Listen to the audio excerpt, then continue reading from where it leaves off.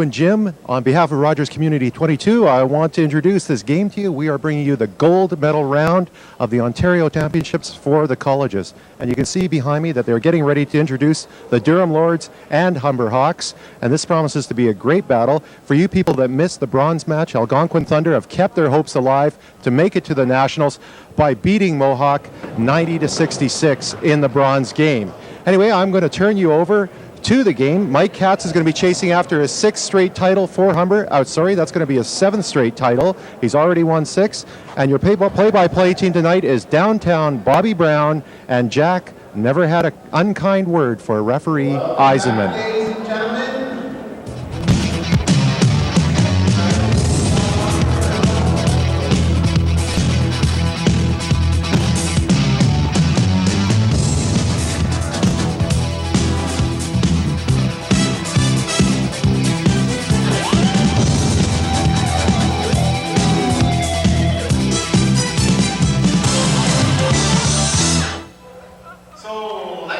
welcome back to the gold medal of the Ontario College Athletic Association Championships, as we have the Humber Hawks from Toronto versus the Durham Lords, and this will be one of the best games this weekend we will see after Humber defeated Algonquin yesterday. The Durham Lords defeated the Mohawk Mountaineers, and they have vowed for the position to represent Ontario in Vancouver this year. Bobby, this is for all the marbles here. This is the kind of games that you love to play if you're a player or you're a coach. You know, games that count, that mean you're going to be done if you don't win, and if you do win, you're going on to play for a national championship.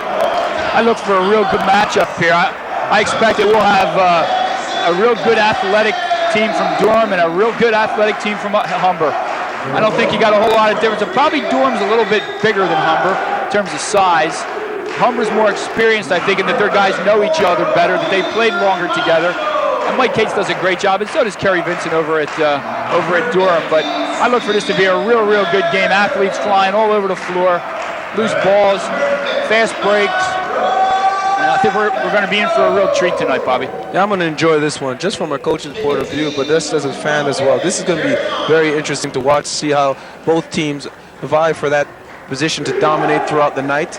Offensive glass, I think, will be probably the most important thing. They're starting 4 kids, Durham Lords that is, that are over 6'7". Yeah, they got some size. They got some real good size out there. And they got some real athletes, too. 24, Shane Nicely's amazing. He's like a little bit like Willie in the first game, except he's played a lot longer than Willie has played the game. And for Humber, I guess the guy to look out for is Jason Daly, number 00. He's about 6'2", but he plays like he's about 6 foot. He plays like he's about 7'2", to be honest with you. He has real good jumping ability, and real good around the basket. So these are some of the guys to watch out for. Okay, for Humber starting off, they're the home team on the board. 00, Jason Daly. 23, Adrian Clark. 34, O'Neill Marshall. Number 50, Stephen Berry. And number 55, Rowan Beckford. For the Durham Lords at 40, with the ball that just pulled up for the shot. Well, that's Augusta Deaconese. Number 14, Kendrick Hopkins. Number 10, Sandy Jeffries. Looks like Beckford scored the first 2 points of the game for Humber Hawks. Number 5 as well for Durham with the ball right now is Bill Crowdis. Bringing the ball on the right-hand side is Kendrick Hopkins. Durham's down 2-0 early. Kendrick Hopkins going right. Offensive foul on Augusto Duquesne, number 40. They called him for the offensive foul. When he set the screen and Kendrick Hopkinson drove off him, it looks like he pivoted and removed his feet. And whenever you do that and the guy's dribbling the basketball at you and you're setting a screen, it's called a moving screen, and it's illegal. You have to be set still when a guy's dribbling off you from a screening standpoint. That's Augusta's first foul. Jason Daly on the wing, passes up to Adrian Clark. Adrian Clark with the ball over to number 50, Barry. Barry over to 00. Beckford steps out, pump fake, dribble 1. Off the glass, nice touch. Challenged by number 24. Nicely. And Humber's in a press here to start. Looks like it's a 1-2-1-1 or 1-2-2, and I think it's just to confuse them, just to try to confuse them, and then they're falling back into what looks to be, to me, a man-to-man. Definitely a man-to-man you might recognize, Mr. Eisman. nicely on the glass. There they go again, offensive rebounding. Yeah, you're exactly right, Bobby. Hey, travel. He's going to call him for a travel. I'm not sure he did travel. I'd like to see that again, if I could. Codis with the traveling To me, call. like he just put a pivot on, but he kept his foot still. Let me see. It looked like he did. He did travel. He did travel. Barry dishing off the ball to the corner to number 34, Marshall. Marshall back over to Barry. Beckford passing it to him. Jason Daly coming off the curl, pulls up on top, inside and out on the glass is Beckford. Nicely takes it away from him. Took it right away from him, Bobby. Beckford had position, just couldn't squeeze it. Number 10, Sandy Jeffries dribbling up the ball on the right side. Running up his offense, telling Nicely to run to the right wing. Augusto coming off that screen. Jeffries over to Kendrick Hopkins. Hopkins inside to Augusto.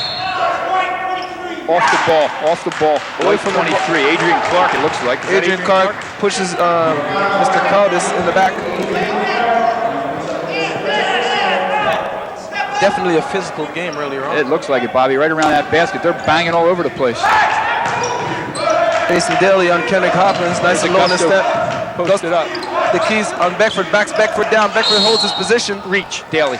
Daly sinks down to the post, but reaches in and gets the foul called.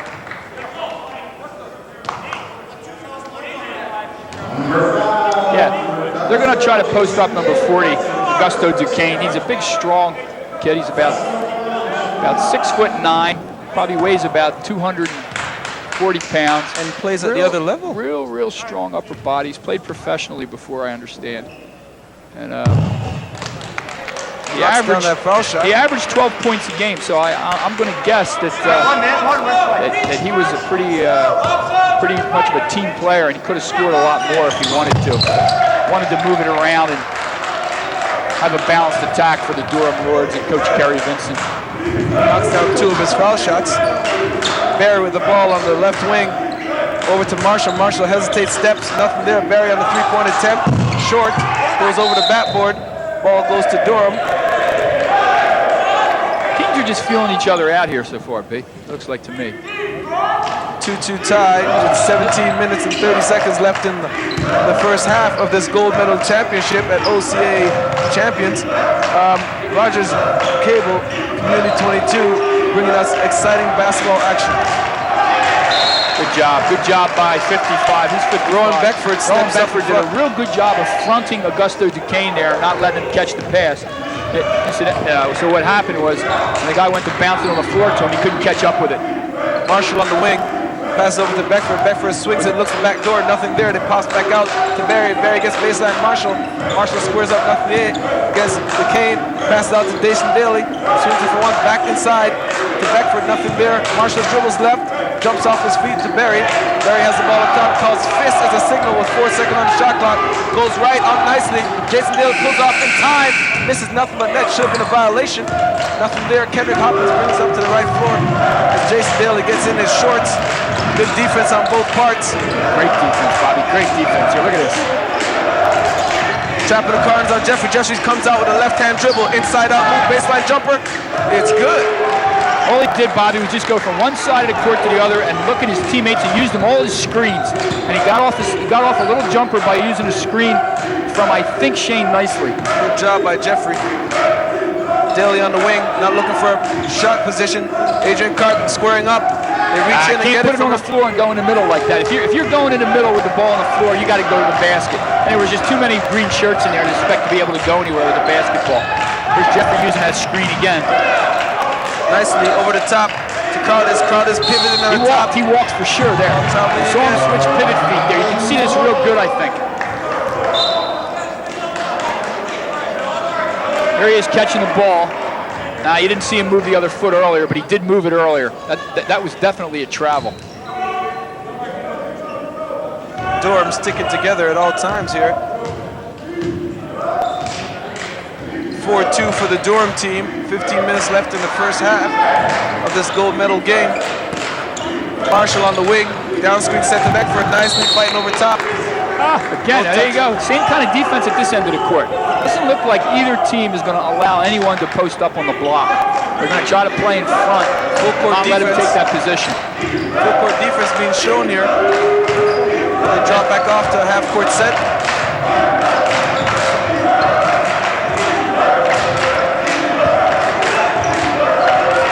Jeffries with the ball into Kendrick Hopkins. Hopkins looks into the post. McCain posts up, gets it in a low corner. Drop steps, basket, left-handed shot off the glass. It's good. Just as soon as I tell you, nobody's going to let anybody post up. Duquesne posts up Rowan Beckford. Barry with the ball up top, running this offense for the Humber Hawks. Inside out on Jeffries. Jeffries getting a foul. Yeah, he got him with the upper body, probably. He was very confident there when the offense was broken down by the denial to take it one-on-one himself and make a good attempt at getting to the basket. Yeah, Stephen Barry looks like a real good point guard here. Nicely tips that out of bounds. He really looks like he understands the basketball game and how to play the basketball game. Humber Hawks players are grabbing their shorts, indicative of them being very tired, I imagine, already, with only 15 minutes left in the first half.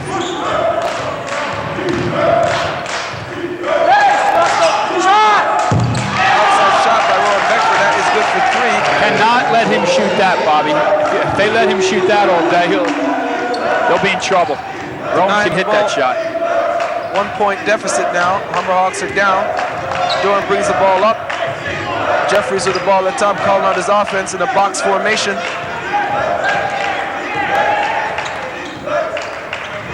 Cardis on the left wing, lob pass inside the offensive foul, just like the way it was diagrammed. Nicely gets called for it. I think what you see here, the lob pass. Now he's got to give him some space to come down. That's a tough call, Bobby. He did lean into him and he did have position. I think in a situation like that with the ball up in the air, the defensive man has got to give the guy a step to come down. Beckford stepping out for another 3. Touchdown, checked out of bounds. Now, was there a hand in his face there on that? They get a hand in his face like that. Yeah, I thought so too. They're calling for a tip, and I can't see him missing a shot by that much unless it was tipped. Not by that much. Referees are discussing the last foul situation. They got 3 fouls up on Durham's side and only 2 on Humber's side, and only 1 foul showing on the clock, that being Jason Daly's first foul. Again, they're still feeling out each other. It's like a heavyweight matchup with each opponent throwing a jab just to see how they're going to react to it. I think you're right. You know, it looks like they're trying to establish some territory under the basket, especially Durham. Durham wants to get the ball inside, and Humber did a real good job the first couple times down the floor, not letting him post up, and then they were able to post him up a few times. And they got the charge on the one call, and they got the basket on the other call. On the other hand, Humber looks like they're going to mix it up, try to keep the paint open, and so they can drive to the basket instead of trying to post people up, because they don't have the size advantage that Durham has. Here they go. Let's see if they go inside on the glass again and try and do it. Jeffries brings the balls up on top, passes out to Nicely. Nicely just gets that ball away from Marshall. Nice baseline. Destroys the rim, folks. He could have stopped and taken a plane ticket to another country and still did not come down yet. Jason Daly tried to bounce it back. Nothing Good there. rebound. Good rebound by Nicely as well here at the other end. They want to run now. Let's see if they get something here. Good job. Putting it on the floor. You can't put the basketball on the floor until you square up. Barry pushing it up the floor to Marshall. Marshall with a good look at the basket. 3-point shot. Nothing there. Little nudge. Kendrick Hopkins coming up with Augusta. Hesitation move. Left baseline. Passing to Cardis. Cardis with the left hand. And it's good. 4-0 run by the Durham Lords. They lead the Humber Hawks by 5. Marshall on the wing. Looking inside, Adrian Clark stepping out for a shot. Nice job. Set a screen, and after he set the screen, he rolled off, stepped out, caught the pass, and knocked down a jumper. Real nice play by Adrian Clark. Jeffrey dribbling up the ball to the right side, cuts off to the middle. Barry giving him a little bit of space. Cardis looking to set the pick. Inside out, nothing there, brings it back up. Good recovery by the defense. Shuffle pass inside. Real good look by Crowdis there. Crowdis kept the ball down low, just put the little shovel pass into Augusto, and he knocked it down for a little inside. For stepping up, clearing out for Jason Daly. Jason Daly kicks it out to Marshall. Marshall back inside to Jason Daly. Jason kicks it up top to Clark from the same spot. Drops it down again. Adrian Clark with his second basket in a row. Brings the Humber Hawks within 3 points. Durham leads 12-9 with 12 minutes left in the first half of this gold medal championship game, the Ontario College Athletic Association men's basketball. Brought to you on Rogers Community 22. Looks like the Humber Hawks have dropped back into a 2-3 zone. Called travel again. And they got that turnover. Subbing into the game for Humber Hawks is number 31, that is. It looks like Al St. Louis. He's replacing Marshall, number 34. They're going even smaller than they were on the last possession. Humber Hawks are now 3 guards. It looks like they have one post player being Beckford, who shoots a 3 from outside. Beckford's on the block. Shows he has the inside game as well. Yep. Little Shane Nicely, number 24, fell asleep there. Let Beckford have the block, and he gave it to him, and he knocked it down. Real good pass by Stephen Barry, number 50. Looks like a 2-3 zone with the other guard covering the high post.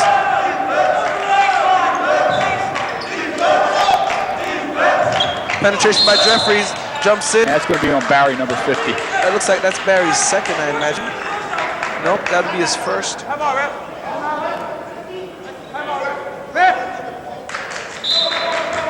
Looks like we got a timeout here. Yeah, Barry knocked him there on that play. Wasn't down in his crouch in proper defensive position. And as a result, he hit him because he was standing up.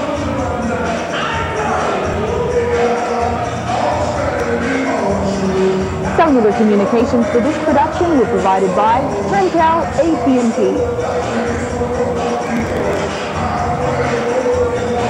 Here we are back at the gold medal game. Durham calling the timeout as the game is a 1-point differential. Durham leading 12-11 over Humber College. Both teams again just feeling each other out. No team with a major advantage. The biggest point of margin of lead here so far has been 4 points. Yeah, Bobby, both teams are really evenly matched here, and Durham's advantage is in their size and Humber's advantage is in their quickness. So we'll have to see which one wins out here. Humber playing the 2-3 zone again, with collapsing down on the post players as they overload one side, play inside out, nicely missing that little short jumper. On the board, a man over boys. He's playing like a man right now. Yeah, Gusto's a tough player inside there. He takes up so much space. It's safe as we get ready for spring training, and diving into second base was Joe St. Louis, or Al St. Louis. Oh, Kerry Vincent's a little upset with that call right there. Gusto, the only thing he could have done there was be down in his crouch a little bit more. But by down in your crouch, I mean down low with your butt to the floor, so you're getting lower than the offensive man. If you're standing up straight and a guy goes by you and there's any contact, the foul is going to be on you every time. Subbing into the game for the Durham Lords is number 44, DeLon Granderson.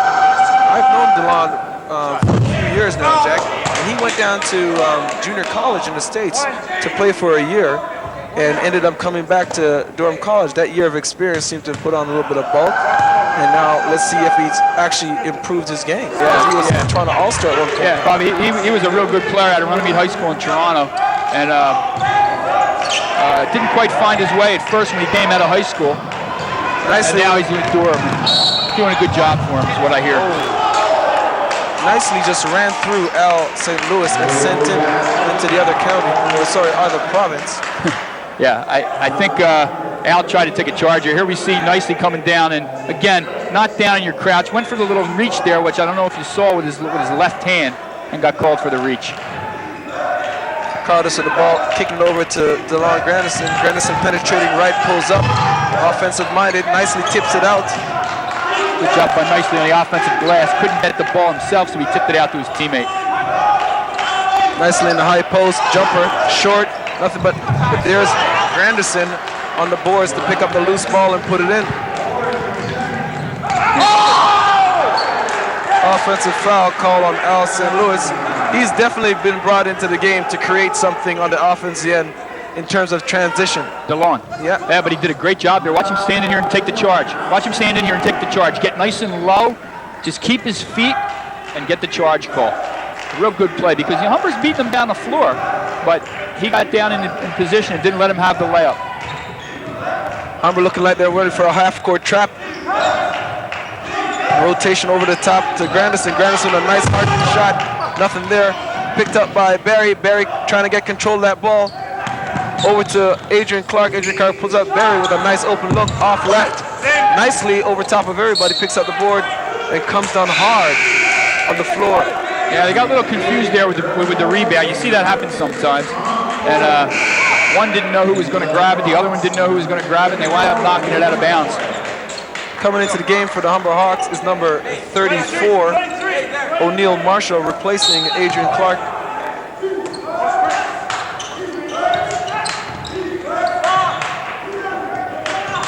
Barry with the ball as Kendrick Hopkins grimaces in pain, but still finds his man on defense. Marshall on the block, tips it off into the game for Durham is number 50.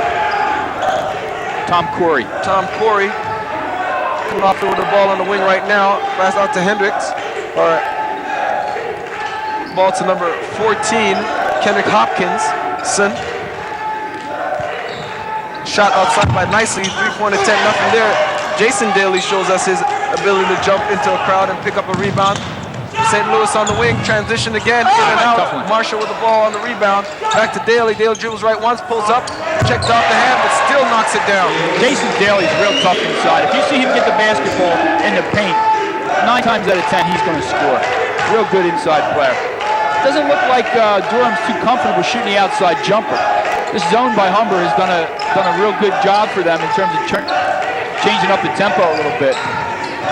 Grandison penetrated in, Crowdis at the top of the key over to Hopkinson. Hopkinson's long. At the beginning of the game, we were discussing strategies and how we're going to decide who's going to win the game, different philosophy in coaching, and we're wondering who the three-point threat was for Durham. I have not seen a three-point threat. I was talking to Kerry Vincent before the game, and I asked him who his three-point shooter was, and he was telling me that he doesn't even like the three-point shot, and he doesn't really have one. They knocked down 7 or 8 threes last night, but it was just by chance. They're not really three-point shooters. And I think what he was trying to tell me is that he does not have a three-point shooter. St. Louis pulled up jumper, nothing there, tipped out by Marshall. St. Louis gets it back, looking to get another shot up, passes over to Barry. Barry now with the ball at the top. Beckford steps outside a pick, nice, he doesn't hedge on it. Out to Marshall. Marshall looks, penetrates one dribble, pull up, off long. Barry with the rebound and foul line, dribbles out to the three-point line, sets up the offense. Beckford gets a good look, puts it up, short left, nobody rebounds for him. Hopkinson comes up with a rebound, and Durham still holds on to a 2-point lead. Corey with the ball over to Hopkins. Looks like they have a triangle, high post to Cordes. Back out to Corey long, nothing there. St. Louis with the rebound, pushes up left side, hesitate dribble, stops, spin dribbles over to the right side to Marshall. Barry's open, they missed him on the weak side. Jason Daly passes inside to Marshall, nothing there. He kicks it across the St. Louis, jab step left, pull up jumper, short. Comes off, almost a break. Jason strips it loose. Knock over, just out, Hopkinson. It was in the basket, B, and it comes out on him. Action tough call there for Jason Daly. He had a nice offensive rebound, knocked the shot down, and it popped out on him. Hopkins slowing it down again. Durham seems to be playing a slower tempo game, trying to get the ball inside to their big players. There it is, dribbling on the floor. Referee calls a violation. Can't put the ball on the floor, B, in the paint, unless you turn and square to the basket first and see where you're going, okay? You catch the ball, you put it on the floor, and then turn around, you're in trouble every time in this game. Here he is turning to the basket, but he did put it down before making any attempt to look at the object, the basket, before he made his move. Durham leading 16-14 in this gold medal game, OCAA Championship men's basketball. Subbing into the game for Humber Hawks is number 22, Reverie Williams. Jason Daly missing that shot. Marshall just missing that rebound.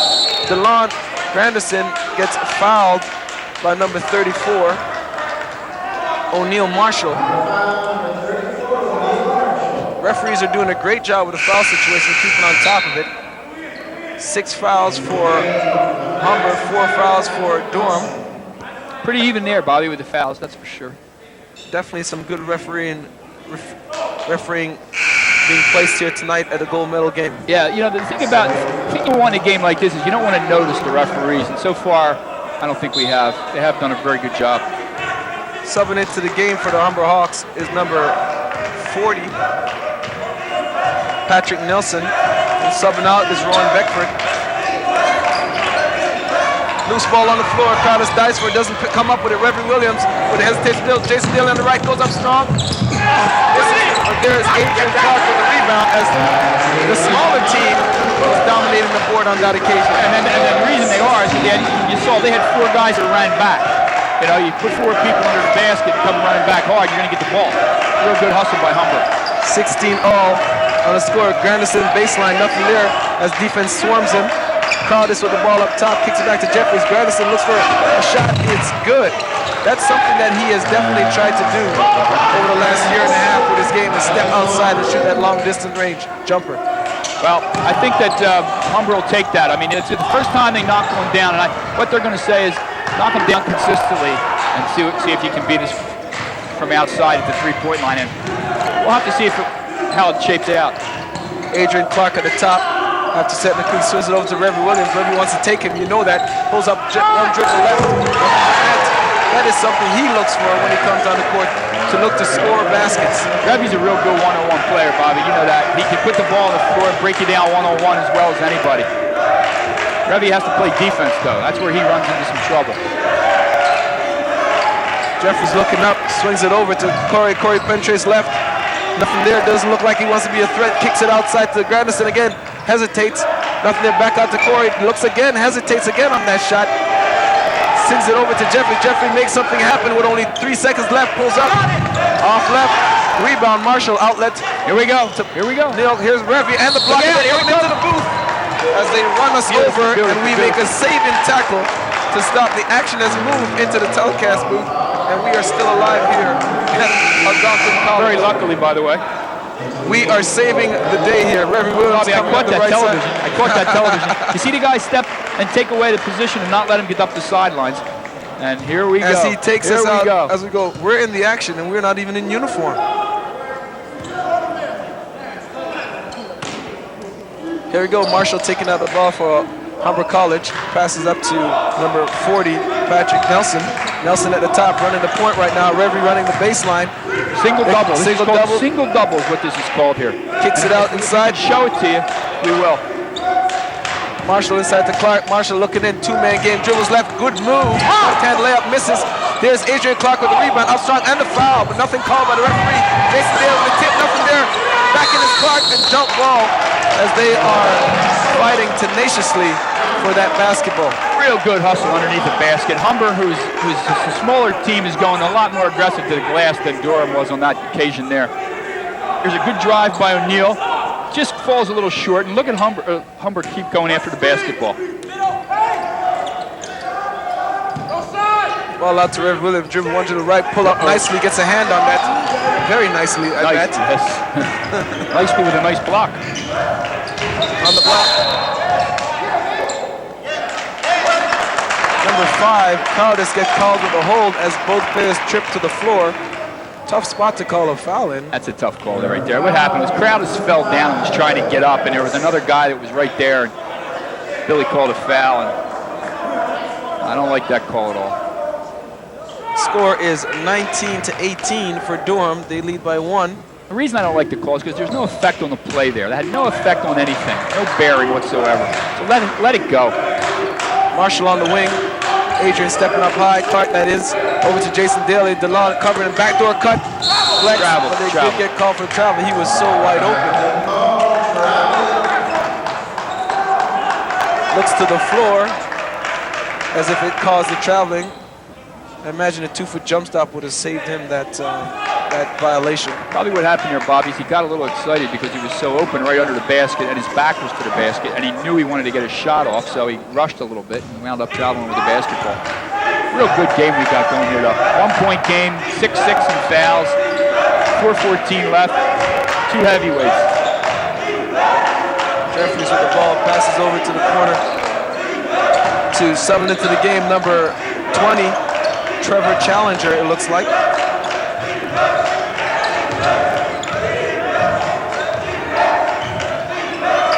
Nicely out top to Jeffries.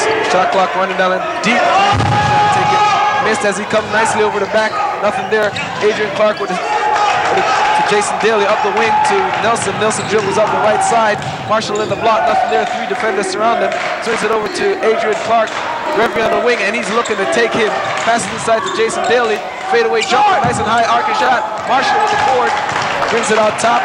New shot clock. Brings it, barking out the signals, number 40, Nelson. Adrian Clark gets the ball, swings it up to Reverend Williams, back into the post to Jason Daly as he looks for his teammates. Marshall cuts to the high post, back inside to Daly, looking for him to walk the baseline right about now as he sweeps. Here they come again. DeLon runs him over, ball goes off glass off Jason Daly. I'm just anticipating Jason was sweeping to go baseline because that's where he does all his work. Yeah, he does a real good job down there along the baseline and the block. And then he'll pop out on the wing every once in a while, but if you get him the ball in that block, it's usually a basket. He does a real good job in there. Timeout being called. Here we go with Kevin Gilmore speaking to Kerry Vincent. Go ahead, Kevin. Coach, why don't you sort of set the stage here for us? What happened in the game last night, and then why don't we talk a little bit about the game tonight? We played actually one of our better games last night. It's a team that had previously beaten us twice by 1 point, and we pretty well wanted to make sure that come down the last few seconds of that game. It wasn't another 1 point game, and I think we pretty well did that. Okay, so what is the game plan for tonight's game? Just go out, make all our shots, and don't let them score. Short and sweet, huh? Yeah, if we do that, we're going to win. If we don't do it, we'll be in some trouble. Okay, well, best of luck tonight, Coach. Thanks a lot. Appreciate it. Well, Kevin's interview there with Kerry seemed like Kerry was a little happy to get past Mohawk on that time, losing the first 2 games. Yeah. I mean, if anybody team that beats you twice and then you face them in the playoffs, you got to have some concern. Up with the right-hand layup as Humber takes their second lead, 20-19, with 2 minutes and 40 seconds left in the first half of this gold medal championship, OCAA basketball. The winner goes on to Vancouver for the national championship, which is Canadian College Athletic Association. Nice and just being fouled. He posted up Rowan Beckford, I think, and Rowan tried to reach in and contest the shot, and I think he caught him across the arm or with the body. Not sure exactly which. With the intense, but it was a foul for sure. When the intense effort placed by both teams on the offense and defensive glass, there's only been 13 fouls called in this first half. Yeah, that's great too. That's good. You don't want to see foul shooting contest here for sure. Nicely, doesn't do as nice on the foul line as he does as rebounding. Well, let's see. Let's watch his form here. Does he follow through? Does he stay in the shot?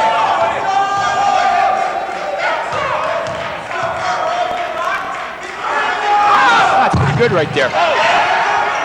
Just that missing that concentration. Imagine see that ball go in the basket. Probably. A lot of it's mental for sure, Bobby. You know that on the foul line. You got to see the thing going through before you do it. Barry getting ready for his offense. Revy on the wing, jab step on Challenger. Challenger knows Revy very well. They play together, the graduates program in Toronto. As he brings him down on a 1-4 flat, pull-up jumper from 2, short air ball. That was a special play call, but he resorted to the pull-up jumper instead of taking him to the basket. Jeffries brings the ball over to the left-hand side of the court. 2-3 zone shown here by the Humber Hawks. Challenger, a three-point shooter, looking to get his shot off, but hesitates and passes an errant pass to one of the fans in the stands. Yeah, got mixed up there. He threw the ball between Sandy Jeffrey and DeLon Grandison, and both Sandy and DeLon thought each other was going to catch the pass. What we try to do there is we try to get the guy who passes the ball to call out the name of the guy he's passing to, so that doesn't happen. Barry dribbles up left, Jeffries on him. Beckford steps out in the high post, Grandison reaching, and exactly what he did resulted in a foul.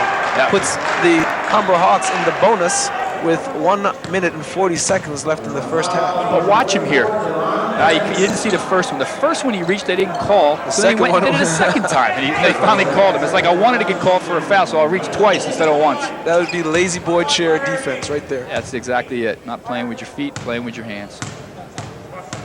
And DeLon has the ability to play with his feet. Beckford comfortably strokes down this one as if it was baby food to him. Rowan has real good form on the foul line.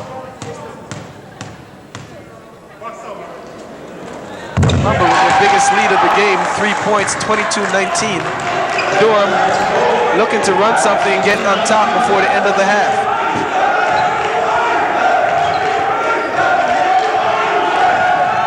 Challenger, deep range. Daly comes up. Beckford and Daly fighting for it, and they knock each other over. Daly dribbling through nicely, dives on the floor and calls a foul on Nicely for his effort. We're seeing a lot more contact than that. Yeah, they're battling for the basketball here. You watch on the glass here, they're battling for the basketball. Jason doesn't quite come down with it. And two of them get mixed up, and he puts it on the floor, and once again, the reach, he'll get him again. He tackled him. He tackled him. I don't know. I mean, the guy was trying to dribble, take off with the dribble, and he just put his arm out there around his, knocked his legs right out from under him. Jason Daly in his final year as a Humber Hawk, I imagine. He's been on 2 of their national championship teams, one of the senior leaders out here. Let's see if he can knock down the foul shot in a big game. A little long on that one. Comes out, Carly grabs the rebound. 1 minute and 20 seconds left in the first half. A little carrying showed there by Jeffrey. No call made by the referee. Trevor Challenger. See, Trevor Challenger's too far out away from the zone. He's not a threat at all to score from out there. He's got to move in, pinch in. Subbing into the game, number 33. Knocking down his first shot for a 3-point shot. His name is definitely going to be sought after that 3-point attempt. Because we don't have a number 33. It looks like Nabausi. Number 30, Nabausi, that's the way you pronounce it, knocks down the 3 that ties up the game. That would be the first 3 made, second 3 made from the outside by Durham today. Both players came off the bench that made that 3. Jason Daly tips it inside to Marshall. Marshall kicks it outside to Beckford. Beckford off balance, tosses that 3 up as he answers the 3 from Durham. Inside to Carter. Carter to Jeffries. Ball movement to Grandison. Grandison left. Pulls up 2 for jump stop. Oh, that's a tough call. He's standing there with his hands straight up in the air. Grandison jumps into him. That is a tough call. Jumps right into there. Marshall. And let's see on the replay if he has a different angle, and he does reach down. Grandison dribbles. It looks like he has great position. Oh, he lost the ball. And he called foul, looking like it was. Referee made what he saw, and that's what he called. Tough call there. 30 seconds left in the first half.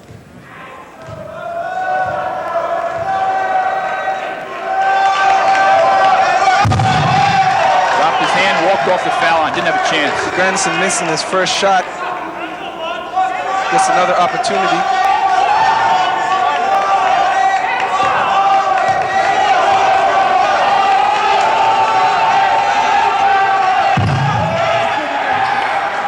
Fouled through on that one, but didn't go down. 27 seconds left in the first half of this gold medal championship game, OCAA men's basketball. The winner goes on to Vancouver for the national championships. Earlier on in the first game, we saw a buzzer beater at halftime. I wonder if we're going to get a 3. No, inside game, baseline. Daly jumps up, nothing there. 5 seconds left. Jeffries with the ball, passes up to number 33. Does he get it? Yes! And he beats the buzzer again. Nice play by Sandy Jeffrey. Good presence of mind to take a look down the court, hit the open man instead of trying to throw something up himself. Really heads up play there by Sandy Jeffrey, the point guard for the Durham Lords. Well, Bobby, I think that it's a pretty evenly played half. I have no idea who's going to win this thing at the end. I would think that if Humber's allowed to continue to go in and rebound like they are against Durham, if Durham doesn't make a step up their effort under the glass a little bit, especially on the defensive end, I think they could wind up in a little bit of trouble. Definitely is going to be looking forward to a great second half here on Rogers 22.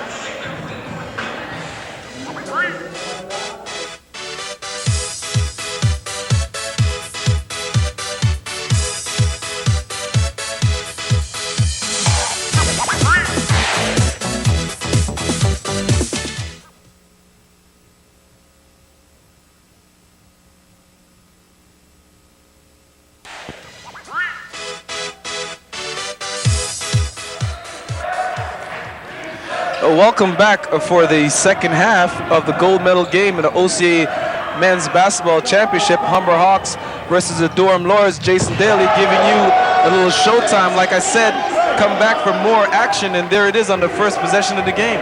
Slam dunk. Humber up by 3 points. Humber defeating the hometown Algonquin Thunder last night, taking the Thunder out of their hopes to go to the national championships. And Durham defeating Mohawk, who defeated them twice by 1 point this season, but came up short yesterday.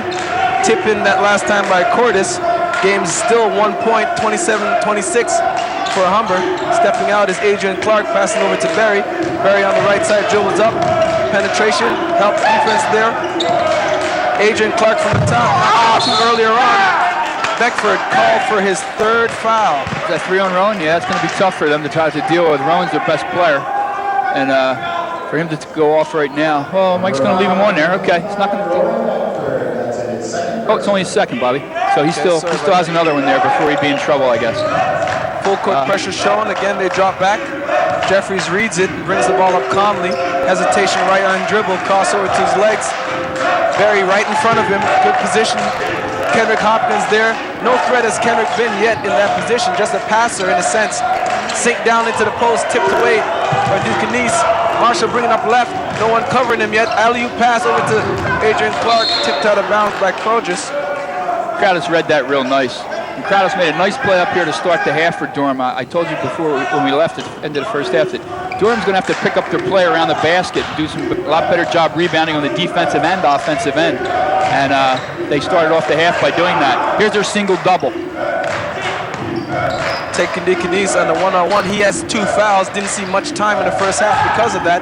Jason Daly lost pass inside. I don't think Adrian Clark knew that pass was for him. If he did, he would have kept on going to the basket. He would have been right in his hands. He would have had a layup. But he didn't know it was for him. Jeffries hustles down the loose ball, gets it under control, brings up the floor left-handed. Indicates an isolation situation, hand on top of the head. Wants to take him one-on-one. Beckford with the steal. Barry gets fouled, but no called. Looks like they have an advantage up floor. He can get the ball up. Jason Dillon in the ring in front of Crowders. Nothing there. Trailer Marshall. They had that 3-on-1 advantage for a very long time. But the point steal by Daly to them. Oh, he called him for travel. Great steal by Jason Daly on this. The press. Good job by Jason. Here he goes. He picks it off, and they call him for a walk. Gosh, I just don't see how that's a walk. Tough stop. Tough call. A 1-2 stop, actually. And Humber up by 3. Second half action is getting more and more exciting as the time runs down. But we still have 17 minutes of basketball to play here. Nicely on the wing. Clear spin. Cardis posts up. Inside out. Nicely on the baseline. Block. Marshall. Block, yeah. Looks like could be the right call there. Marshall's got to be lower in his crouch here. Yeah, you see, he's too high up. He's standing too straight up, and he's not in the right position. Definitely a good call by the referee. So he makes the contact, and it's his foul. Nicely on the baseline, passes out to Jeffries. Jeffrey looks back in nicely. Nicely, not really a threat from that distance, but is looking to pass the ball. Drive right. There's penetrates. Oh my God! He destroyed the backboard.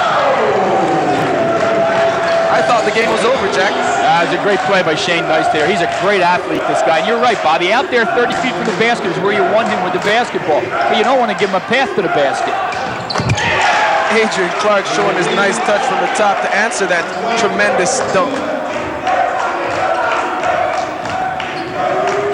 Jeffries up the left wing, inside out on Barry. Penetrates. Daly greets him. That's going to be on Daly for sure. I think Jeffries realized that he can take Barry on the one-on-one dribble, because the last time he called a clear-out situation for himself to take Barry, and in that indication he took Barry again. Barry fouled him in the face, then he had to get help from Daly. Well, that time Daly helped, and he left his feet. He's flying up through the air, swinging his arm at the basketball. There's just no way you're ever going to get that call. That's a foul every time.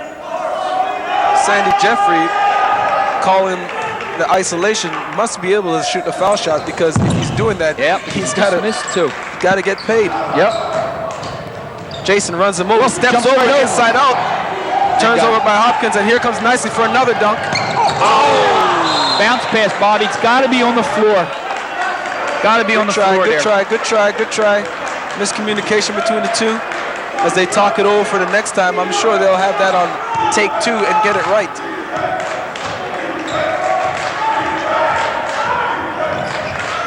Barry keeping Jeffrey at bay. Jeffrey's throwing a shot to him. Barry retaliates and knocks him out. Both point guards are claiming their territory again, Jeff. Yeah, Bobby, again, I think you're right. What probably happened was Jeffrey hit Barry first, and then Barry hit him back, and he got called for the retaliation. Humber with a 3-point lead. Kendricks with the ball back over to Jeffries. Jeffrey brings it up. Crowder sprints to the black. Icanese, there he goes again, penetrating, trying to take over the game, but unable to finish. Humber breaks out 3-on-2. Barry with the travel, no call, takes it all the way to the rack, and it's good. Nice take there by Barry. Got a little 5-point lead here. We're opening up a little bit here on biggest lead of the game. Biggest lead of the night. You're right, Bobby. Hopkins is definitely have to be a threat from that position. He's become a passer, and he has not made any attempt to shoot that outside shot. Nicely looking, nothing there either. Either wing they go to, they don't have to respect either one. They just stay inside the key. Nicely with the 3, finally looks to put it up. There is no way that shot is going in tonight. As long as they keep Durham shooting from the outside, they look like they're in pretty good shape. Humber's doing a real good job of sealing off the middle, not letting them get anything inside. Nicely working on his form as he goes back on defense. Don't think that's going to help him right now. Does not have the ball in his hand. Marshall to Clark, and he's made a living that ball from that open space right at the top of the key. I think it's his 5th one, Bobby. I think that's the 5th time he's hit a jumper from around the foul line. He's 5 for 6 from that area right now. And there is where the Durham Lords will not win that game, or win that very pivotal game to bring them to the national championships. Number 10 does not have to go to the basket in that nature with the size he has on that team. Yeah, plus, Bobby, the 101. They don't need the 101 stuff. They need to run some offense here. Make Humber shift their defense from one side of the floor to the other, break it down, and attack it when it's its weakest point, when it has to shift. But Durham must be very careful on doing that. Durham must be very careful right now, because the last 2 points they've scored, the 4 points they've scored, has been on one-on-one moves. Yeah, you're exactly right. That has to be a concern. First time Icanese touches the ball, and it's on a rebound on the defensive end. He has not seen that ball inside of the post. Nope, Humber's done a real good job of not letting him post up.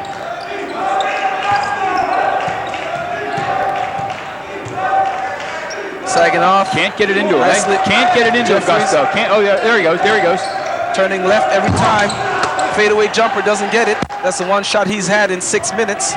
And Bobby, that's not a bad shot for Humber to give up. A little dead corner jumper from 10 feet is a tough basket to shoot. Barry on the wing, fakes out, dribbles out to Marshall. Marshall swings it over to Daly. Daly inside, it looks to Beckford. Looks like a push. Oh, he pushed him. Oh, he tipped it.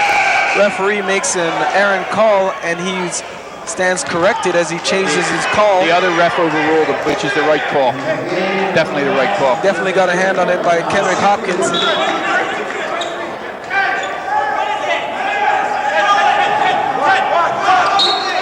When everybody in the stands and the bench says that call was incorrect, most likely the referee made the wrong call. Exactly right. The entire gym was on the bench. Yeah, the other ref did a good job. He overruled him. Name is Al St. Louis cashing in for his first 2. 7-point lead for the Humber Hawks over the Durham Lords in this Ontario College Athletic Association gold medal matchup. Winner goes on to Vancouver, and it's brought to you here on Rogers Community 22. Frustration showing on the face of Nicely for Durham, as the entire team is frustrated right now in the tenacious defense being shown by Humber College. Yeah, I'm not sure what he's upset about here.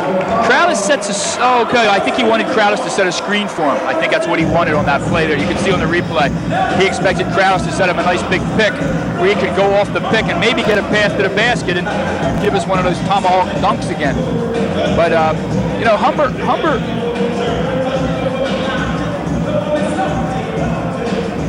Meals for the production crew were provided by Pizza, 737-1111. Pizza, a proud sponsor of community television.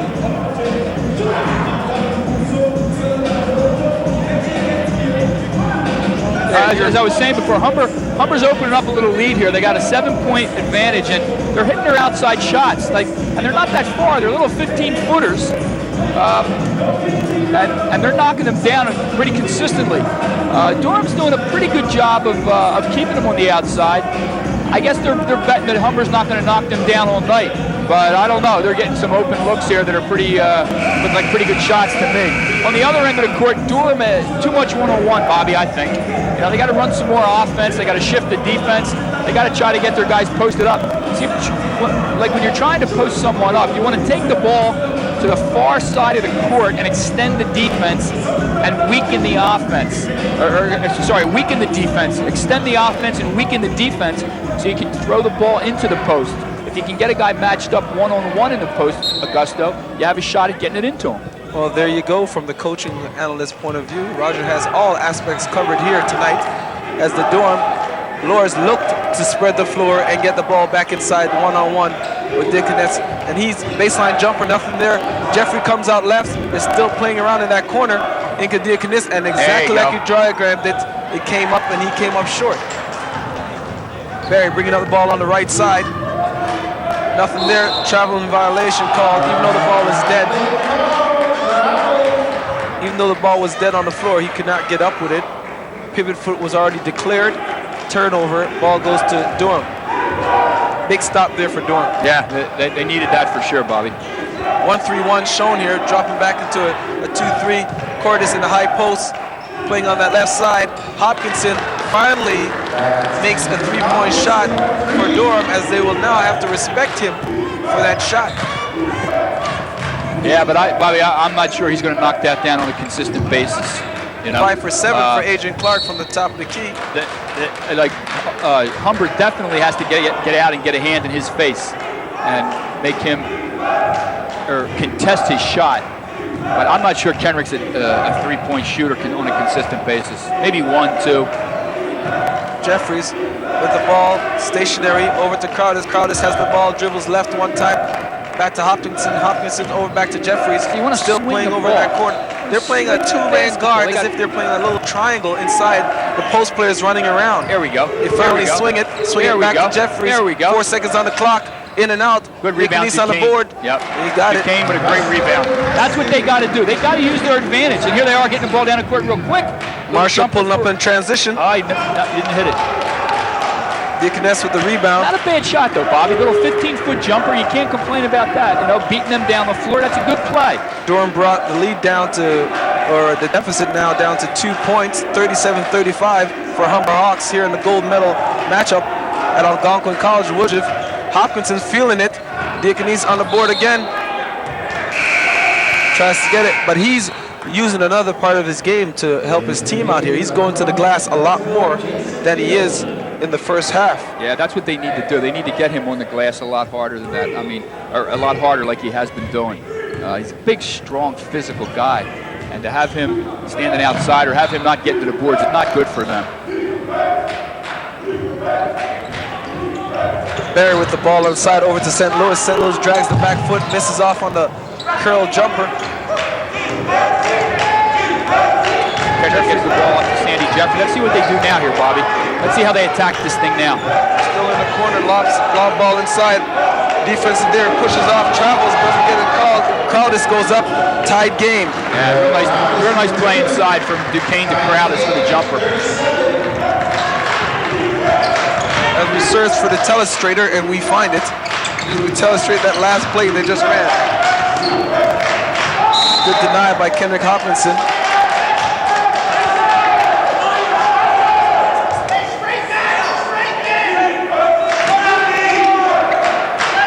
Beckford inbounding to Barry. A little bit of help. Lewis outside jumper, nothing there.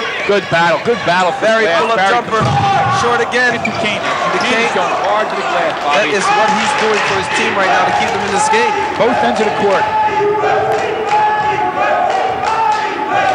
Durham's on a 7-0 run here. Tied game with 10 minutes and 20 seconds left in this final competition. Pick and roll. Jeffries wide, inside to Curtis, over to Nicely. Nicely hesitates, pull up. Battling for the rebound. Jason Daly nice and low in his stance, kicks it out to Barry. Barry up the wing. Great look. Oh, Jeffries in a Jeffries good makes deep, a great deep defensive play. Hesitation, no dish. Pull up jumper, passing to Hopkinson, and the foul. Nothing there. See, I think the dribble cost Stephen Barry on the sideline there when he made that pass. The man was open right away. If he caught it, looks up the court, throws it instead of catching it, putting it on the floor once, and then throwing it, gives Sandy Jeffrey a time to get back, steal the pass. Because he was.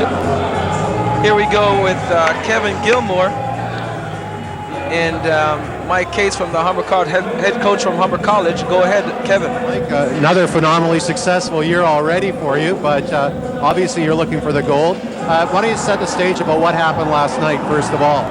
Well, I thought that last night Algonquin played a great first half, and I didn't think we played particularly well, but I think it had more to do with their play.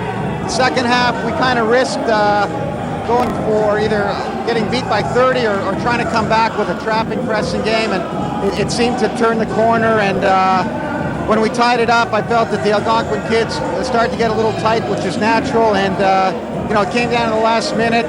It was a great, exciting game, and we're very happy to be here and very fortunate, I think. Well, why don't you tip us off a little bit on what the strategy is going to be tonight to win the gold? I don't know. We're going to try a couple of things, but this is a very, very solid team. Their three-point shooting is outstanding. They've got great inside scoring. They're much bigger than us, more physical, but we managed to beat them one time out of 4, which that's about our chances maybe, but we'll see what happens. Somehow I think that underdog role may not quite be the underdog. Anyway, best of luck tonight, Coach. Thanks very much. Yeah, and I think Kevin's right there, Bobby. Humber's been there before. They're very experienced. They know each other very well. I wouldn't call Humber the underdog either. Right now, the non-underdogs are down by 1 point to the Durham Lords. And that's a long shot outside by Duquesne as they battle on the glass. Again, second time we've seen that happen to Humber Hawks. Not frustrated. They're only down 1. They're still in this game. And they will have to come up with a big stop here as Crowdis takes a knee out from under Duquesne again on the glass, and they take it away from him. There's Daly. Jason Daly's got a great pair of hands, Bob. He took that right out of Duquesne's hand. St. Louis pulling up inside Duquesne. Duquesne gets his 3rd foul, and that is the game, Jack, right there. Duquesne with his 3rd? If he picks up any more fouls, he will be in trouble. No. That's his nicely. 3rd. It's nicely 3rd. Oh, it is? Yep, that would be his 3rd foul. They only have him for 1 on the clock. Okay, so that's his 3rd foul. So yeah, Bobby, that could be trouble right there for them. He's doing a real good job on the glass. Let's see if they get him out. No, they don't. They're going to leave him play with 3. Well, they're going to have to take the ball to him every opportunity now because in the first half, he sat down for at least 10 minutes. Yeah, he did. He missed a lot of time the first half with his, oh yeah, because he had his 2, I guess. You're right. But they only have him for 1 up on the board. I don't know if that's score table have him for 3, and St. Louis is on the line right now, missing his first of the foul shot. Al St. Louis, one of the better foul shooters on the Humber Hawks, comes up short on that one. There he goes, knocking around the second. Picks up Hopkins full court. Tied game, 9 minutes left in this gold medal matchup between the Humber Hawks and Durham Lords. Duquesne at the top of the key, lobs it over to Corey, who jumps up in, number 50. Back to Kendrick.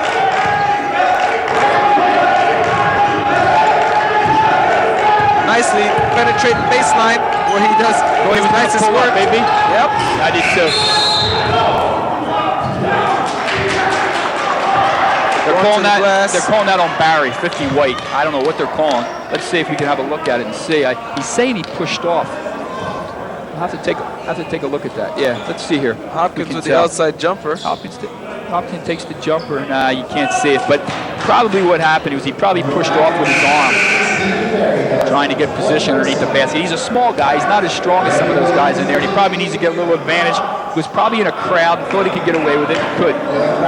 Subbing into the game for Humber College is number 22, Reverie Williams. He replaces number 50, Barry. Stephen Barry, yeah. Stephen Barry, who's done a fairly decent job so far at the point. Yeah, Bobby, I like him. He's a real steady kid, you know. Handles the ball well, plays tough D, takes it to the basket.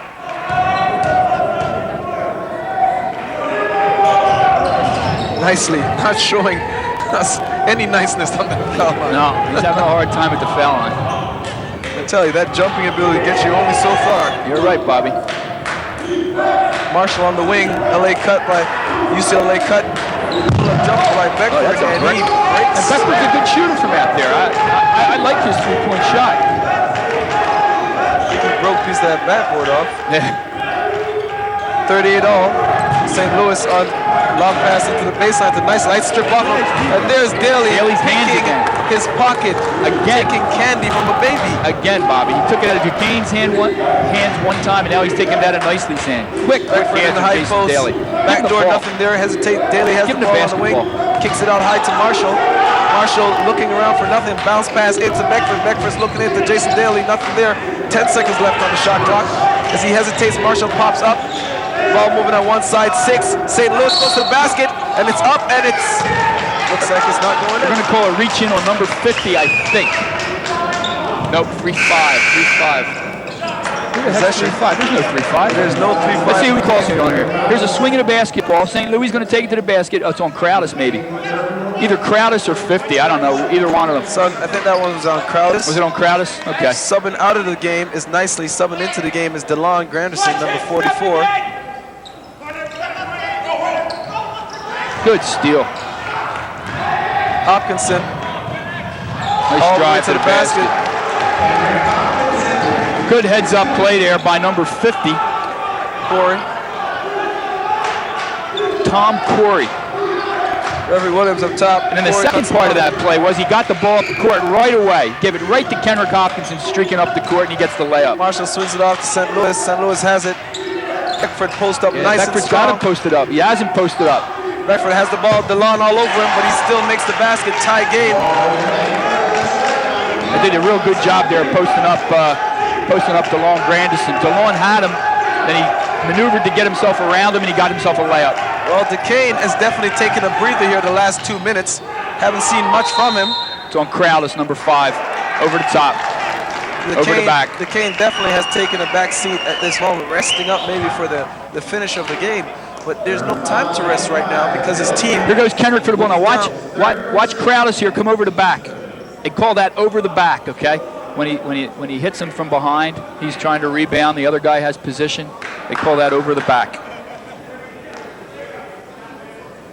1-4 shown here. Press break.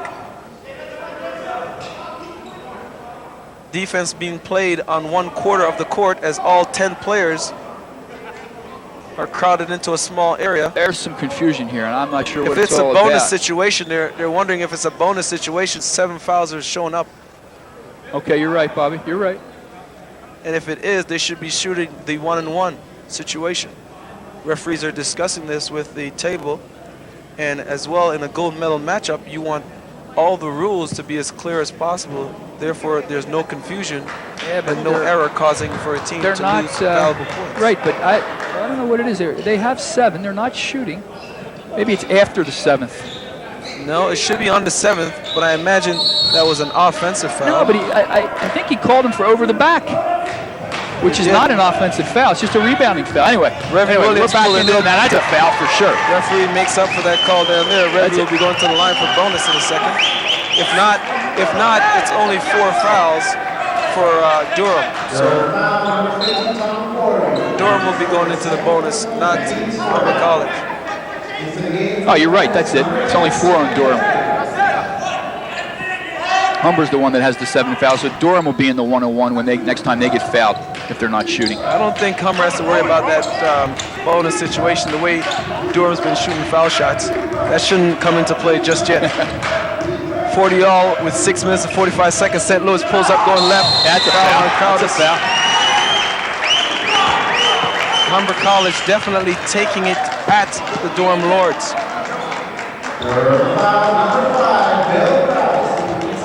With a lot of confidence, subbing into the game for Durham.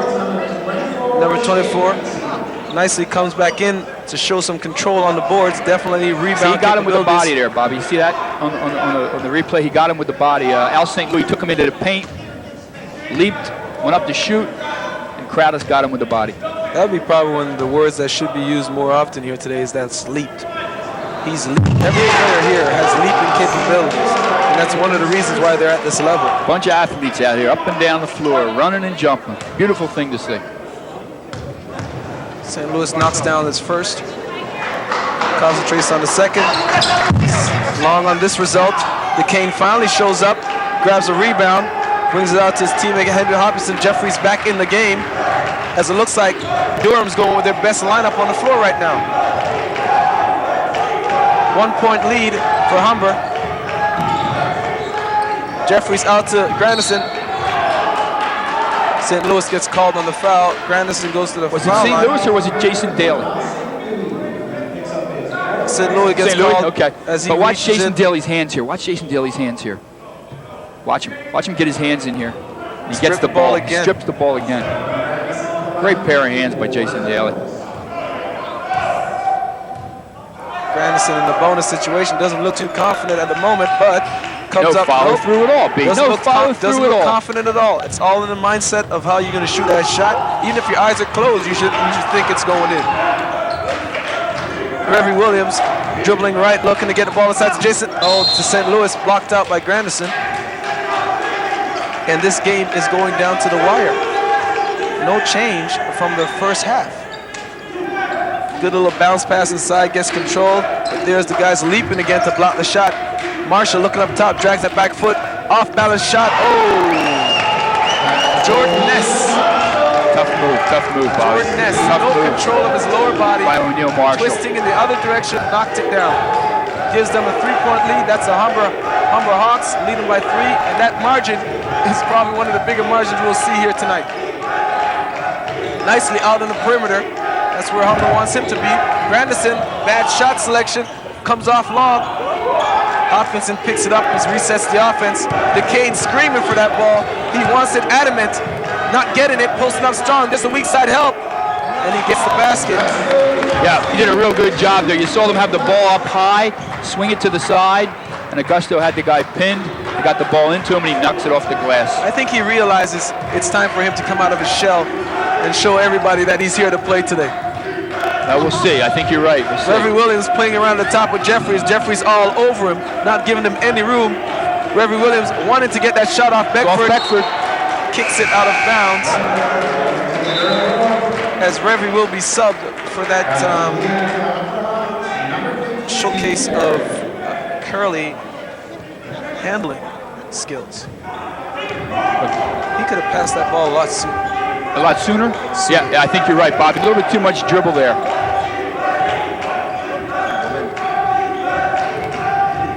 Pick and roll high. Humber plays it well, leaves nicely open. Will he make one? Yes, he makes one. And he shows with a clinch of the fist that everybody, I can shoot the outside shot. I've just been off for the last few minutes. How can you foul a guy in that situation? He's 30 feet from the basket, dribbling towards the sideline. You reach behind and you foul him. Makes no sense whatsoever. Emotion is a powerful thing. They just knocked down a big shot here. They needed to play tough defense there, but they still have a couple fouls to give. But still, I mean, that's just not one to give right there. Control of that emotion, he'd have put himself in a nice defensive position. Now this team is within one more foul. Nice play by DeLon. You see DeLon there get out on the wing and not let the guy get the basketball. That's a real good play by DeLon Grandison there. Being in the passing lane, having a hand in the passing lane, and not letting him throw the ball to the guy on the wing. So, Bobby, I think, you got a 2-point game here. You got 4 minutes and 31 seconds. I still think it's going to come down to who controls the backboards. If Augusto keeps rebounding like he's been, I like Durham. If Humber can keep knocking down the little 15-footers, I like them. So let's just see what test of wills wins in this game, Bobby. Well, this game is now down to 4 minutes and 31 seconds. We started off with 40 minutes. Not a major difference between both teams at the moment, with only a 2-point lead for the Durham Lords. That 4 minutes and 31 seconds will be played when everyone is tired, when everyone is fatigued and has no way of knowing what their body's going to do in that situation. Yeah, Bobby, I think the thing here is you have to look at the mental mistakes when you're tired. Like when you're tired, sometimes you make some mental mistakes that you wouldn't normally make. And that foul that I got on that guy for there, 30 feet from the basket, it's a mental mistake, okay? Physically, he reached around him and knocked the ball away, but he did it because he wasn't focused properly. It was a mental mistake from the point of view that all he had to do there was keep the guy in front of him, keep the pressure on him, and not stop the clock and give him another 30-second clock. Because now you got 4 minutes left, 4.5 minutes left. And every 30-second possession now is very important to both teams. And you don't want to be giving extra possessions to your opponent. Humber College inbounds the ball. Beckford out to Barry. Barry dribbles over to the right side. St. Louis comes off the curl. Beckford sets a pick up high. Barry baseline to St. Louis. St. Louis looks, sweep on Granderson out to Beckford. Beckford looks for the shot, dribbles left, right. St. Louis pulls up. Nice D, nice D. See Granderson get 44, get his hand in his face, Bobby. Great defense there by DeLong Granderson. That's the second time we've seen him do that, denying the ball on the wing on the previous occasion. Here goes clear out situation called for Jeffrey. Yeah. 1-4 low, as he's going to take St. Louis, who has 4 fouls, and either foul him out of the game or get a basket, and he got the basket. Tough move there, Bobby. Tough move by Sandy Jeffrey. Now he reached around again. You didn't call it, though. Beckford steps out, swings the ball to Daly. Daly over to St. Louis, making up for that mistake, and he does. 3-point shot on the wing. Tough shot by Al St. Louis. Brings the team within 1 point as they were down 4. 3 minutes and 30 seconds left in this exciting gold medal matchup. Now, if you're Humber College here, Bobby, you need to stop, okay? If you're Durham, you want to run some offense. This one-on-one stuff it's scary. It's scary. Here we go. Here's Augusto posting up. Granderson looks for the 3 and answers it. Nope, long. Augusto has to get it the hard way by getting a rebound. There is Jason Daly with the biggest hands in the gym. They're big and they're quick. Those hands, that's the 4th time he's gotten his hands in there on a play. Twice he's taken it away. I imagine the story is starting to write itself, and somewhere throughout this game, to decide it, those hands are pretty effective. You could be right, Bobby. You could be right. Jason on the offensive end, once he gets the basketball in the paint, it's almost automatic, okay? If he gets it on the block, he's usually pretty good posting up as well. But, he's a great athlete, Jason Daly is. He's got really good jumping ability, and he's got a real soft touch around the basket, and you can see why with the hands he has, the amount of times he's gotten his hands on the ball. Now, Durham here is probably called a timeout in order that they can run a special play to try to score a basket off the inbounds play. That's what I'd be looking for them to do. If not, what they might be doing is just trying to get the ball in bounds and then run a play. I would hope that they don't, if they do that, I would hope that they don't go one-on-one. It's not that I don't like one-on-one, it's just that, you want to see all this ability. You want to see them use their teammates. You want to see them move the ball from one end side of the court to the other, break down the defense instead of going one-on-one with all these guys just standing there doing nothing. Definitely an advantage in a team game with no I in team to use everyone to get the results. For sure. Including the basket. For sure. Look at them. Nicely tripped. 2 of them go down. 5 seconds. Oh, he called a foul. He called timeout. Timeout Jeffries, very important play state there, and that would show that Jeffries has regained his mental aspect to the game. Well, yeah, that was a good heads-up play. Called timeout there. 3 minutes and 6 seconds left in the gold medal game at Algonquin College between the Humber Hawks and Durham Lords for the Ontario College Athletic Association Championships. Winners moves on to Vancouver for the Canadian Championships, and Algonquin, defeating the Mohawk Mountaineers earlier, are awaiting the decision of the panel to see if they will get the automatic or the wild card bid to get into that championship. Yeah, I wish them luck. I hope they do get it. For right here, though, what we want to see is we want to see a real good finish to this thing. You got a 1-point game. You got 3 minutes and 6 seconds on the clock. Durham taking the ball out of bounds. Now, the last time they took it out here, they tried to get a basket, I guess. Both of their men fell down coming off the screen. DeCane posting up, nothing there. Lob pass, nope. Yeah, they're going to run something now. They're going to run something. 20 seconds left. They're going to go one-on-one, B. They're going to go one-on-one. One-on-one on Barry because they think they can take him to the basket. Hawkinson dishes it inside to Granderson. That's what the play was meant to be. Draw the attention to one, but dish off to the open man on the penetration. That I like. That's a great play right there by Kendrick Hopkinson. Beckford stepping up high, his team down 3. There's St. Louis in the post. I like this. Granderson off the glass. That is a spectacular play because it almost looked as if he planned it, but it was tipped off the hand. As Marshall went to the glass, he came up with a loose ball and an easy bucket. Great double team by Augusto there. Got his hand on the pass, but unfortunately it knocked off the backboard and went right to the Humber player. Mike Cates and Dave DeVera screaming hands up as Jeffries dribbles baseline. The Cates wide open. Misses that jumper. Misses it again. Oh, no, he finishes it that time. 2 minutes and 9 seconds left.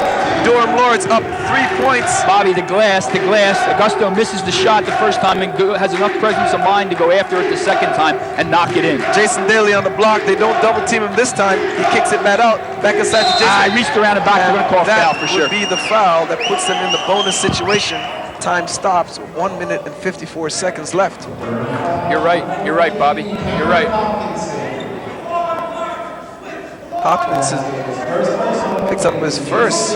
That's surprising, seeing that he's played so many minutes and such tough defense. Kendrick's played a real good game today. Knocked down a few shots. Just gave the real nice pass in here for the layup to Duquesne. Played tough D. Senior on the foul line, not one to miss with all his experience in OCAA basketball. Jason's been around for a long time, and you'll see his experience coming out right here. He'll knock these down. 2-point lead for Durham. Jason knocks down the second. It's now a 1-point deficit for Humber College. Durham brings the ball up. Kenneth Hopkinson has it, hands off to Jeffries. I imagine Jeffries wants to call a clear out on this play. He wants to be a hero or a GOAT. Well, let's see what they do here. I would imagine, no, they're not doing the one-on-one play. Jeffries seems to want that ball in his hands at all times. 13 seconds on the 30 seconds. He just ran 17 seconds off that clock, and there he goes again. Jeffries, GOAT or hero, pulls up, passes out to Cade. Turn around, jump up, nothing there. There's those soft hands picking up that rebound. Jason Daly, team down 1, passes up the wing to Marshall. Marshall doesn't attack, waits for his teammates. Barry in the trail position, doesn't look for the shot. St. Louis has this look, free look. Jason Daly with the rebound, nothing there, kicks it out to Barry. Barry travels, no call made by the referee. Like it, Bobby. And he settles up. Looked like it. He settles up. Mr. Mike Cates calls timeout to run his special play with 26 seconds left on the shot clock. 1 minute and 6 seconds left in the game. Bobby, you look like a travel for sure, man. You're a referee at heart. Looked like he shuffled his feet, but anyway, that's good though. They don't have to call something like that. Let's let the players decide the game. Here's Jason Daly. Yes, he did travel, Bobby. Beautiful call. He definitely traveled. They didn't call that call. Although in a situation like this, big game like this, to see something like that let go, I don't know. I don't know if I like that. 1 point game. 1 point game. Want to see the players decide the basketball game, but let's make sure we execute the skills properly as well. Now here, I guess Humber's going to draw something up, and I expect that they'll come out and they'll get a real good shot here. I could draw that diagram play right now. I'm betting my money. He's going inside on a high-low. It's a Jason Daly in the post. I would agree with you 100% there. I think you might be right. But whatever he does, you watch and see what happens. The ball will go up, and there should be a fierce battle for the rebound if it doesn't go in, okay? You should have Humber going hard to the glass on the offensive end, and Durham trying to block out and keep them away from the glass. I still like the fact that this glass is going to defend this. Whoever's strongest on the glass is going to win the game. Ball in 1 minute and 4 or 2 seconds left. Here's the high-low. Jason Daly out on the wing instead of in the post. Back screen, it was open. They go inside to Beckford. Beckford turn around jumper, blocked by Nicely. Loose ball on the floor. Nicely has it. Humber is still down 1 with 48 seconds left on the clock. Great defense by Shane Nicely. Great defense. Nicely done, sir. Now they got to shut him down here, and I look for Humber to shut him down here. Let's see what happens. 39 seconds. Isolation called. They're clearing out for him again. 16-15 on the shot clock. Jeffries dribbles down slowly as Lewis just keeps backing down. Hopefully he doesn't back down any further because he'll be in the basket. Hopkinson lobs it into Duquesne. Duquesne turnaround jumper, misses it. Nicely on the rebound. And the basket. As he sprints out to show his emotion on a great play on his part. I'm calling the foul situation in that case. Do not let him get that shot up. Just foul him as Marshall misses the ball and shows his disgust knowing that he just fouled someone who scored the basket to put them up 3 points with only 22 seconds left. And I guarantee Nicely is looking to sink this one, but unfortunately I don't think he will because he hasn't made many foul shots today. Let's not jinx the guy, Bobby. Let's not jinx the guy. But I think that no matter what happens here, they did a real good job there on the glass. Duquesne misses the jumper. Nicely goes to the offensive glass. And that's what's deciding the game right now. And that is what is deciding the basketball game, the backboards. Whoever's stronger on the backboards. It's a big shot here because if he makes this shot, it's another possession that Humber's going to need to score. And you're right, Bobby. He doesn't get it. And there's the glass again. Jason Daly swings it, and he throws it off. No one. It's off Jason Daly. Jason Daly, you're right, Bobby.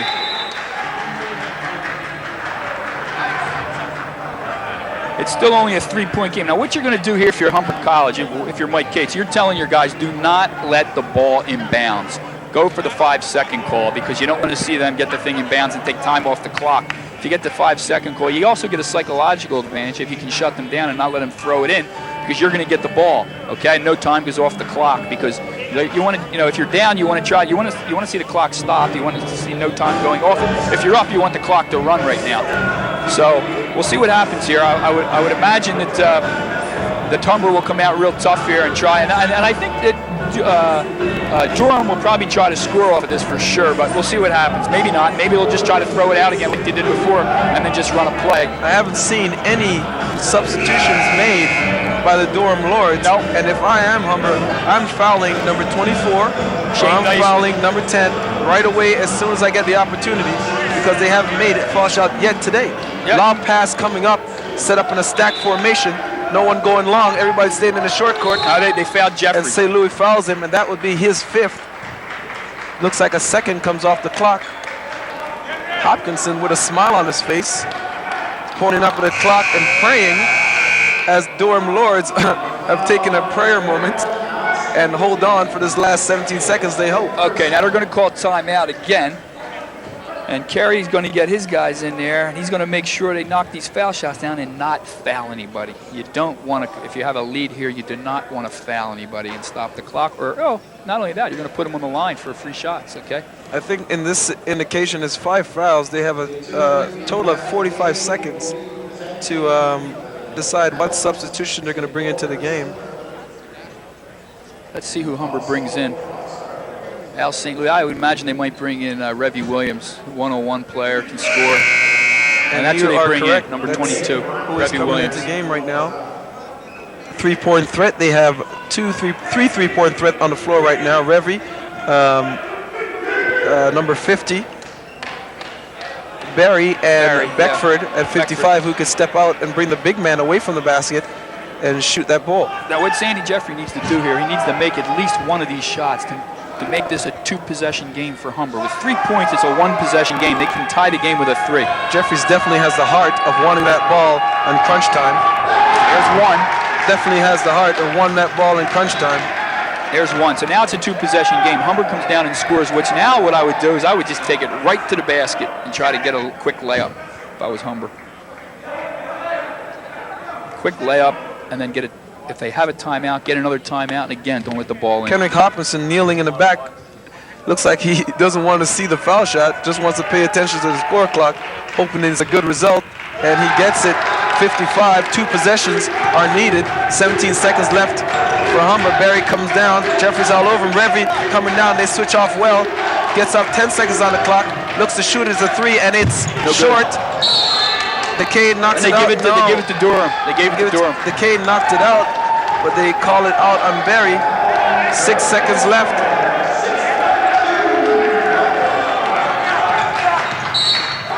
Barry gets it. Okay, 5 seconds on the clock. 5.3 seconds. 5-point lead.